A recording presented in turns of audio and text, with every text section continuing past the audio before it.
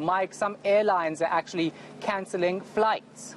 Yeah, absolutely, Shahan. And it seems to be a global issue, as you mentioned. In fact, the organization, the IATA, issued a warning yesterday saying that the global aviation sector could lose $113 billion this year. That's unless the virus is contained. But let's explore some of the numbers, and we'll really tease out the implications for South Africa's tourism sector. So let's get started. As I mentioned, a possible loss, Shahan, of $113 billion for airlines across the world, and that translates into around about 1.7 trillion rand. It is a massive amount of money, and we must stress that's a worst case scenario, but still it seems many airlines could sink if coronavirus is not contained. Focusing on South Africa, well, foreign tourists spend about 120 billion rand in this country in the year 2018, Shahan. And why are we saying this? Why are we mentioning this? Well, of course, if there's panic around travel, it could affect our tourism sector, and it could affect employment as well, Shahan.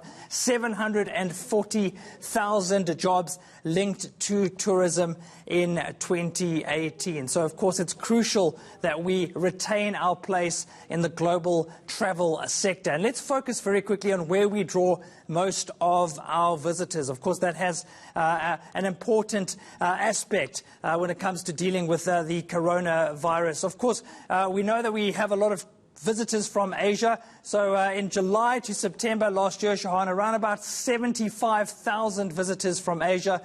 We also saw a large amount from Europe, more than 300,000, and North America, around about 120,000, Shahan. But this number is crucial, Shahan.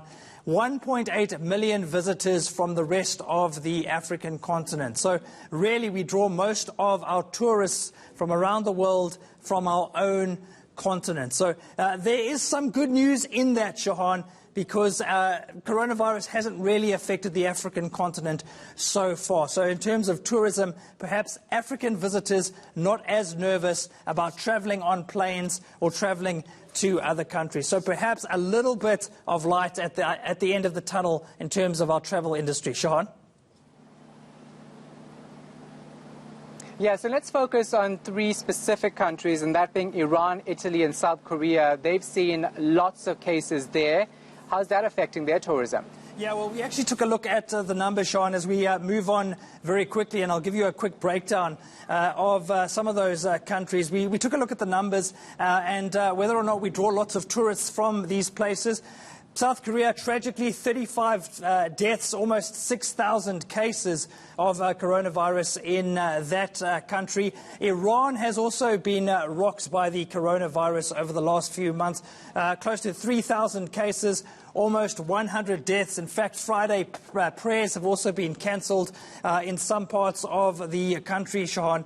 And also Italy. Italy is important, of course, because the South African man who has the virus was actually there on holiday. More than 100 deaths in Italy, more than 3,000 cases. So, of course, the question that tourism officials will be asking is, do we draw a lot of visitors from these countries? Well, let's take a look. We actually did explore that issue, and we took a look at the top 10 markets, Shahan, for visitors to South Africa. And when we're talking about these markets, we mean visitors outside of Africa. The United States is number one. But what's important here, Shahan, Italy, which you're seeing over there, that number flashing over there, is the 8th biggest market.